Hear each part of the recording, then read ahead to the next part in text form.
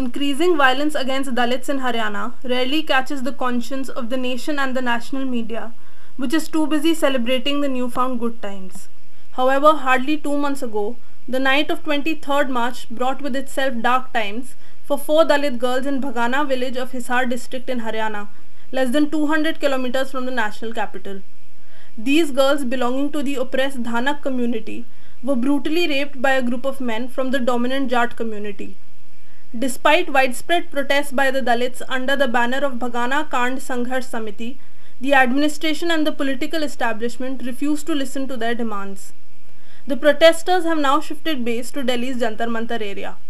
NewsClick travelled to the protest site to know more about the incident and its background. 16 अप्रैल से हम यहाँ दिल्ली के जंतर मंतर पर अपनी न्याय की मांग को लेकर के बैठे हैं। हमारा जो संघर्ष समिति का जो नाम है वो बगाना कांड संघर्ष समिति है। पिछले 23 मार्च को गांव बगाना जिला हिसार हरियाणा के अंदर हमारी 4 नाबालिग लड़कियों को अपहरण करके उठा लिया गया, जिनके साथ रेप हुआ और जो 25 तारीख को पंजाब के शहर बठिंडा से मिली। उस पूरे मामले में आनन फानन में दबाव के तहत लड़कियों ने बयान दर्ज करवाकर FIR करवाई, जिसमें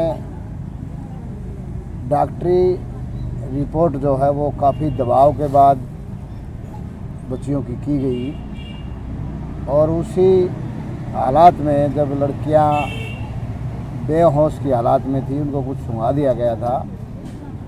रात को 12 बजे वहाँ के मजिस्ट्रेट ने बरसात के मौसम में उस टाइम बयान लिए 164 के, उसमें भी लड़कियों ने 5 लड़कों के, एक लड़की ने जो बयान दिए, जो लड़की होश में थी उसने 5 लड़कों के नाम लिए। उसके अलावा उस पूरे मामले में उस गांव के सरपंच राकेश, वीरेंद्र सनोप गजराज और एक जितेंद्र नाम का लड़का और था, जो मौके पर इस पूरे मामले में शामिल थे। लड़कियों ने उनके 164 के बयानों में नाम लिए हैं। इस पूरे मामले में अभी तक 5 लोगों की गिरफ्तारी हुई है। बाकी पूरी तरह से इसकी जांच नहीं की गई। हमारा प्रयास था कि लड़कियों के दोबारा 164 के बयान हों, जब होश आने के बाद वो नहीं हुए और इस टोटल के टोटल मामले में वहाँ की पुलिस, प्रशासन और सरकार तीनों की तीनों एक लाइन में बलात्कारियों के पक्ष में खड़ी नज़र आ रही है। कल शाम के टाइम घूमने गई थी, 4 जनी इकट्ठी लड़की घूमने गई थी। तो 4 जनी ये फिर घूम के एक आने लगी थी, इस तरह 3 लैट्रिन घूम रही थी। तो फिर गाड़ी आई दो रहे, तो गाड़ी आई तो इस तरह नु भाई एक जो बुला के इस तरह आई लड़की सड़क पर आ खड़ी, सड़क पड़ती हमारे पास में जंगलात के इस तरह घर के पास थोड़ी दूर। तो आई तो फिर एक गाड़ी में गिरने लगी, तो गाड़ी में लगी 3 जनी आई छुटाने लगी, तो वो भी घेर ली। 5 लड़कियों को घेर कर एक को थोड़ा होता, तीनों को नशा कर दिया, सुंगा दिया, कपड़ा कुछ सुंगा। फिर सुंगाने के बाद पता नहीं कहाँ ले गए, कहाँ नहीं इसको। फिर गए सहरा ढूंढ दे, फिर सरपंच के पास गए। सरपंच बोला भाई रुक जाओ भाई, मैंने पता नहीं लड़किया का भी मेरा पाड़ा। तो 5 मिनट के बाद, थोड़ी देर के बाद फ़ोन कर दिया, लड़की का पता चल गया, आ जाओ। फिर उस सरपंच के पास गए तो बोला भाई 4 थम चलो उसके पापा कोई किसी को बताना मत। फिर 4 गए इसके पापा पहले तो गए, तो लड़की पाई में भी पागल सी हो रही थी, इस तरह बिठा कर ले आए। तो लड़के रास्ते में होटल आया था, होटल के बाद उसके पापा जी नीचे उतार दिए 4, तो उन लड़कियों को चाय पानी पिलाने ले गए सरपंच और वीरेंद्र। तो ले गए तो उनको मारा भी और उन्होंने कहा भाई मार पीट घर बता देंगे, हमारे बच्चे को नाम ले देंगे लड़किया का, तो थारे घर क्या करो, थारे मार पीटे बहुत करेंगे, सब गांव से निकाल देंगे। फिर पता भी चल गया तो इनके बच्चे थे। फिर थोड़े दिन पहले मारे रात पानी लगा कर दिन खेत में शीरी था नौकर था उसका। तो पहली इन घटना होने से पहले इसके मारे पिटाई कर दी, इसके पापा से थी बहुत ज्यादा मारे थे। पापा को मारा है? हाँ, मारे थे पहली।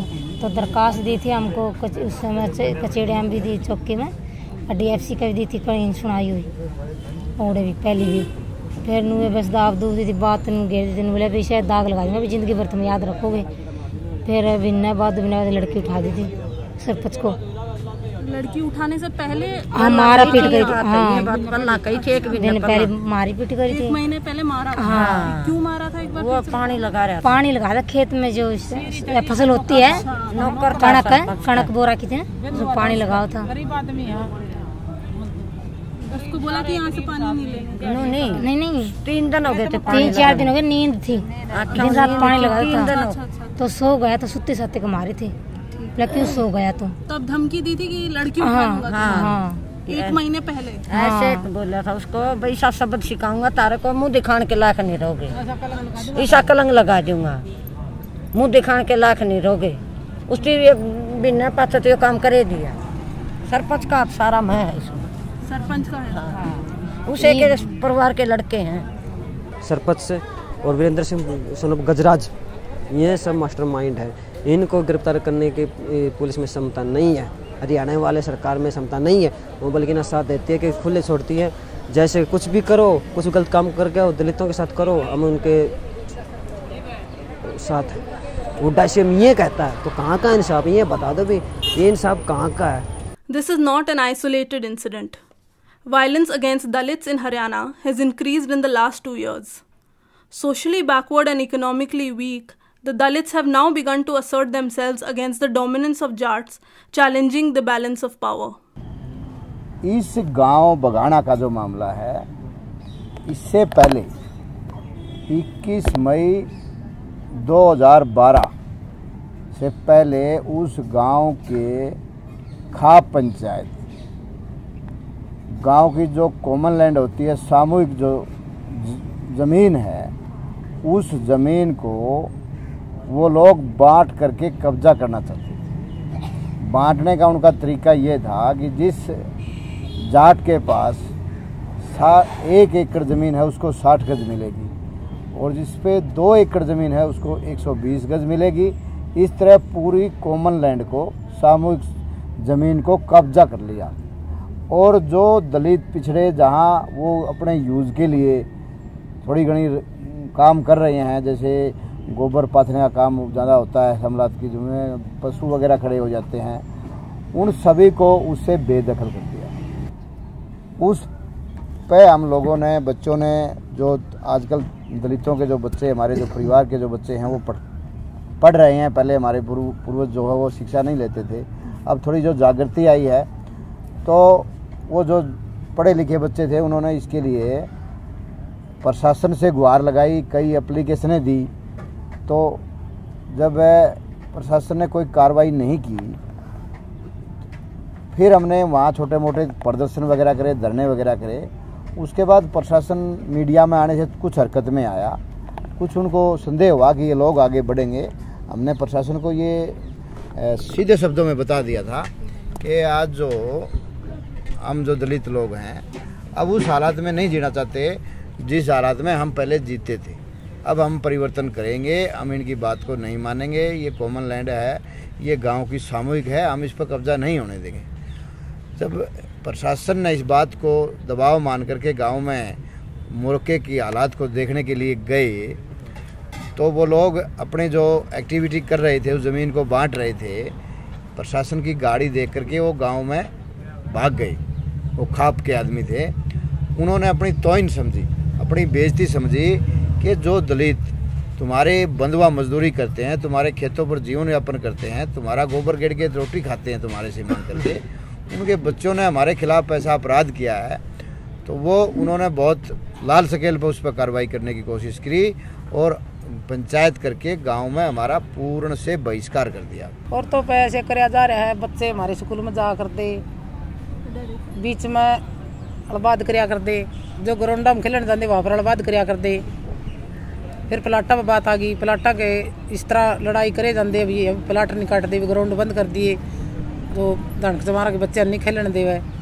फिर हमारे बच्चों के स्कूल का आगे जाके गेट का खड़े हो जाते वे, लड़कियों तंग करया कर दे, वहाँ पर लड़ाई करया कर दे। जो धूमर नहीं पढ़िया करती, धूमर में बहुत जम पड़ के बैठ जाते मेरे लड़कियों चकन के खातर। फिर हमने लड़कियों को 2-3 साल तक स्कूल छुटवा दिया डर के मारे। उनके घर पर गए, एक बार लड़ाई होगी, बच्चा की सिर सार फोड़ दिए न। उनके घर पर गए तो जो ही भी वो लड़के पकड़ रखे हैं, इनका बाप इनका चाचा जो हमारे मानस थे, हमारे बच्चा ने वहाँ पर पिटाई करी उनकी, वहाँ पर उनका तोड़ चाट मारी। तो उन्होंने बोले ऐसे हम तो ऐसे छोड़ेंगे हमारे बच्चे, तो हमने सांड छोड़ रखे। और जैसे हम स्कूल में जाते हैं, कॉलेज में जाते हैं, काम करने जाते हैं, जो लड़कियों को छेड़ते हैं और जैसे शिकायत करते हैं, पंचायत होती है, पंचायत के बोलते हैं ठीक है भाई मामला सुलझ गया, ठीक है इसको छोड़ देते हैं। और जैसे हम रास्ते काम करने जाते हैं, रास्ते में हेरते भी हैं, हथापाई भी करते हैं, गाली गलौज भी करते हैं। और यहाँ से तेले जैसे हम गांव में जाते हैं, हमारी बहन बेटे उठाने के लिए बोलते हैं, तो ये कहाँ इंसाफ है। हमने हर जगह ऐसी कमीशन, महिला आयोग, हर जगह शिकायत की, लेकिन हमारी कोई सुनवाई करने वाला नहीं है। Despite such large-scale violence and protest, the state government and machinery has sided with the Jats, shielding and protecting the accused. इस सारी कार्रवाई को हमने प्रशासन को बड़ी तरीके से बताया, परंतु प्रशासन ने इस पूरे मामले पर एक राउंड के अलावा कोई कार्रवाई उनके खिलाफ आज तक नहीं की है। जिसको बोलते हैं ना हरियाणा का मुँह पे दरुड्डा जिसको बोलते हैं, वो जाटों का सिपाही, उसने खुद बोला कि मैं जाटों का सिपाही हूँ, जाटों का हमेशा तुम्हारे दलितों के लिए मैं कुछ नहीं कर सकता। ये अनेक एक्सीडेंट घटनाओं में और दूसरे घटनाओं में सरकार ने ये साफ बता दिया है कि आप अगर कोई अपराध करते हो, अगर जाट हो, खाप के साथ जुड़े हुए हो, तो आपके सारे अपराध माफ़ हैं। बिल्कुल साफ ये तस्वीर है। खाप जहाँ खड़ी होगी वहाँ कोई भी अपराध जाट करने वाला, उसको कुछ सरकार और प्रशासन कुछ नहीं कर सकता। ये हमारे गांव में भी, हमारे आंदोलन में भी उनके खिलाफ मुकदमे दर्ज, एक मुकदमा दर्ज हुआ। प्रशासन वहाँ गांव में कॉमन लैंड छुटवाने के लिए गया, डीसी और एसपी को वहाँ गांव से निकलने के लिए आदेश दिए, या तो यहाँ से चले जाओ नहीं आपको भी मार देंगे। तो गांव से वो लोग आए, उनके खिलाफ एक मुकदमा दर्ज हुआ, परंतु प्रशासन की हिम्मत नहीं हुई कि किसी अपराधी को गिरफ्तार कर लिया जाए। वो तो दिल्ली की सरकार हमारी को सुनाई कर दी नहीं, को असहार की सरकार सुनाई कर दी नहीं, अब तक हमारी कोई सुनाई नहीं हो रही है। और हमें यहाँ आवाज उठाने के लिए जावा, हाँ हमारे को आगे के आगे टेम बता रहे हैं और हमारी कोई सुनाई नहीं हो रही। और छोटे छोटे बच्चा को आड़े धूप में ले पड़े हैं, हमें हमारा कोई सुविधा को नहीं है। और हमारी लड़कियां को न्याय मिलता नहीं, और हमारा जगह रहने के लिए जगह मिलती नहीं, और हमारी कोई सुनाई नहीं होती। यहाँ भी हम मिल सबसे लिए आश्वासन के सिवाय हमारे को कुछ नहीं मिल रहा, और तनिक भी किसी भी प्रकार की कार्रवाई पे आज तक कोई अमल नहीं हुआ है। आप देखो यहाँ बारिश आती है, हमारी छोटे छोटे बच्चे धूप में चले जाते रहते हैं, बारिश में होते हैं, फिर भी सरकार गौर नहीं करती यहाँ पे। और यहाँ पे ऐसे बोलते हैं पुलिस वाले, इनको पीटने वाला कोई नहीं है, यहाँ से मस्ती में बैठे हुए। और कल शाम को पुलिस वाला भी यहाँ बोल रहा था, रणजीत राणा नाम उसका, और ये बोल रहा था भाई ये जो धरना जंतर मंतर पर धरना लगा बैठे ना, इनका कुछ नहीं हो सकता, यहाँ ऐसे जाएंगे। आज तक धरने वाला ना कुछ हुआ ना कभी होगा, लेकिन हम सरकार हमें इतनी अथॉरिटी नहीं देती। रणजीत राणा इनका बयान है, ये हमें अथॉरिटी इतनी नहीं देती कि मैं इनको डंडे मार के परन बजा सकूँ। ठीक है, पुलिस वालों का ये बयान है, तो सरकार क्या करेगी? Unfortunately, the media has also downplayed the issue. बहुत कुछ आए है मीडिया में, सांसें कौन लेने देवा है, एक जगह 20 माइक मुँह का लगा के ने बहुत गदर फंड मचाया है। खबर नहीं देंगे, खबर ये देवा है कि ये तो रुपया के मारे बैठे हैं, इनको तो प्लाटा के मारे बैठे हैं और इन्हें कुछ नहीं चाहिए।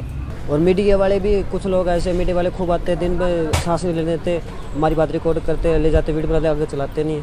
अखबार में खुद दिए कि भाई मीडिया वाले दबाव की वजह से ये प्रोग्राम नहीं हो सका। लड़ाई लड़ाएंगे और लड़ाई जीतांगे, और हमारी लड़कियों को न्याय दिवाएंगे, और हम रहने के लिए जगह लेंगे। भाई हमें गांव में जाने को नहीं, यहाँ से हमने धूप में मर जावांगे, और कुछ कैसा हमें गांव में नहीं जाएंगे। हम दलित हैं, पढ़े लिखे हैं, ये उनको इसी बर्दाश्त नहीं हो रही। हम ऐसे जींस पहने हैं, हाथ में मोबाइल है, बाहर काम करते हैं, उनकी गुलामी नहीं करते।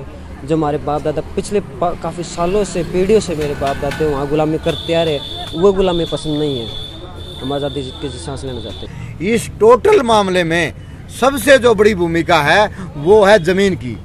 वो ज़मीन जो है वो केवल और केवल जाट और ऊंचे श्रेणी के लोगों के पास है, दलित और पिछड़ों के पास वहाँ ज़मीन नहीं है। जहाँ पिछड़ों और दलितों के पास ज़मीन है वहाँ अत्याचार भी नहीं होते हैं।